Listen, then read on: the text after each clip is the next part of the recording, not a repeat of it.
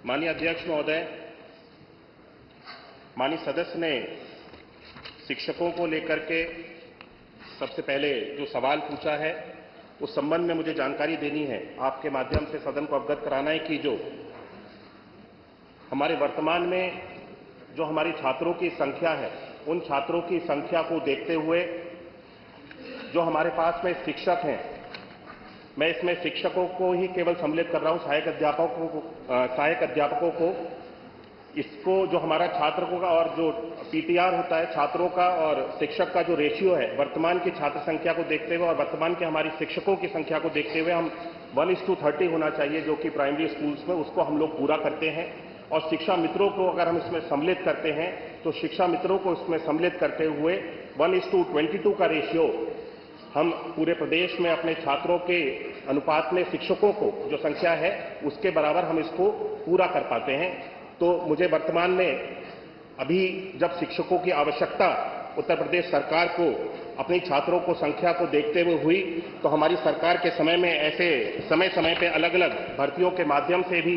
शिक्षकों की नियुक्ति की गई है। मैं सदन को आपके माध्यम से अवगत कराना चाहता हूं कि 2018 में 12,460 सहायक अध्यापक प्राथमिक भर्ती की प्रथम चरण में 5,948 शिक्षकों को नियुक्त किया गया था। 2018 में 68,500 सहायक अध्यापक भर्ती में 45,567 शिक्षकों को नियुक्त किया गया और 69,000 सहायक अध्यापक भर्ती में 2020-21 में 69,000 टीचर्स को रिक्रूट किया गया, नियुक्त किया गया और 12,460 सहायक अध्यापक भर्ती में 2023-24 में 5,856 शिक्षकों को नियुक्त किया गया। ये मिलाकर के कुल 1,26,371 शिक्षकों को हमारी सरकार के समय में नियुक्ति दी गई है। अब जब वर्तमान में छात्रों की और शिक्षकों का अगर अनुपात हम लोगों को इस तरह से अवगत महसूस होगा कि छात्रों की और अगर छात्र बढ़ रहे हैं तो आने वाले समय में शिक्षकों की अगर आवश्यकता होगी तब इसके ऊपर विचार किया जाएगा। वर्तमान में कोई नई नियुक्ति को निकालने के लिए सरकार का कोई विचार नहीं है। माननीय सदस्य ने और भी प्रश्न किए कि जो नियुक्ति अभी कोर्ट में विचाराधीन है, कोर्ट में जो सुप्रीम कोर्ट में 69,000 की एक भर्ती हमारी विचाराधीन है, जिसपे माननीय सुप्रीम कोर्ट में सर्वोच्च न्यायालय में जिसका केस चल रहा है, उसकी लिए हमारी सरकार की ओर से पूर्ण रूप से पहल की जा रही है। जो भी हमारी सरकार का उसमें योगदान हो सकता है, हम स्वयं चाहते हैं कि शिक्षकों की ये जो भर्ती की प्रक्रिया है इसको जल्द से जल्द समाप्त किया जाए और सरकार की ओर से इसमें पूर्ण योगदान दिया जा रहा है। माननीय सदस्य ने खेलकूद के बारे में भी चर्चा की। मैं बताना चाहता हूं, अवगत कराना चाहता हूं कि हमारी सरकार के समय में बच्चों की शिक्षा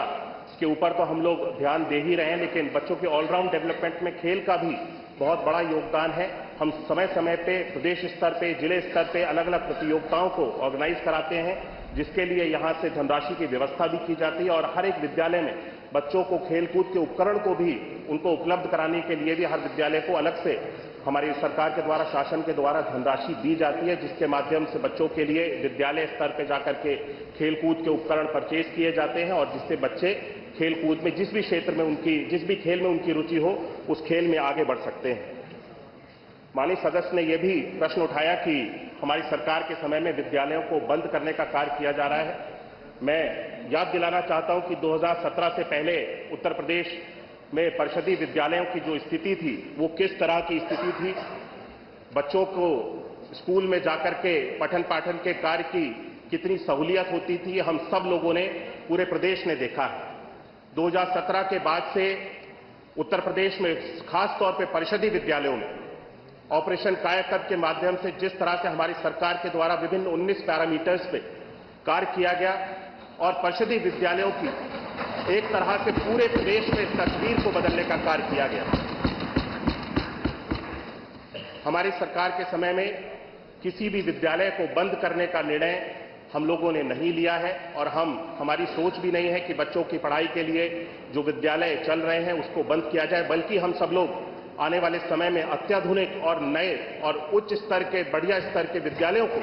खोलने की हम सब लोगों की सरकार की योजना है। और आने वाले समय में मुझे लगता है जब ये विद्यालय बनकर के तैयार हो जाएंगे तो हमारे परिषदीय विद्यालय में भी प्राइवेट स्कूल्स में जो बड़े से बड़े, अच्छे से अच्छे स्कूल में जो सुविधाएं बच्चों को दी जाती हैं वो निःशुल्क हमारे परिषदीय स्कूल्स में भी बच्चों को देने में हमारी सरकार सफल होगी।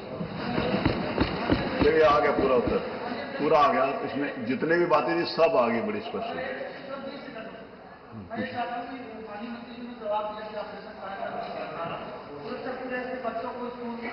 की जा रही भारत सरकार के आंकड़े कहते हैं कि पूरे उत्तर प्रदेश में 7,85,000 बच्चे स्कूल नहीं जा रहे हैं। तो क्या सरकार की कार्य योजना में किसी प्रकार की कोई कमी है कि ये बच्चे विद्यालय नहीं पहुंच पा रहे हैं? आप अगर कह रहे हैं कि ऑपरेशन कायाकल्प से विद्यालयों की संरचना बहुत हो गया, तो 7,85,000 बच्चे कैसे स्कूल नहीं जा रहे? सरकारी आंकड़े, इस पर माननीय मंत्री जी कुछ जवाब देना चाहेंगे? अच्छी बात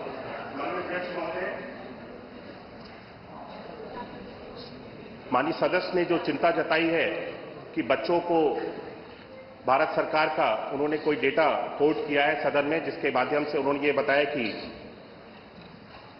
7 लाख कुछ संख्या में बच्चे विद्यालय नहीं जा रहे हैं। मैं इसकी अवश्य जानकारी करा दूंगा, लेकिन मैं प्रदेश स्तर पर बताना चाहता हूं कि उत्तर प्रदेश सरकार के द्वारा इस चीज को हम लोग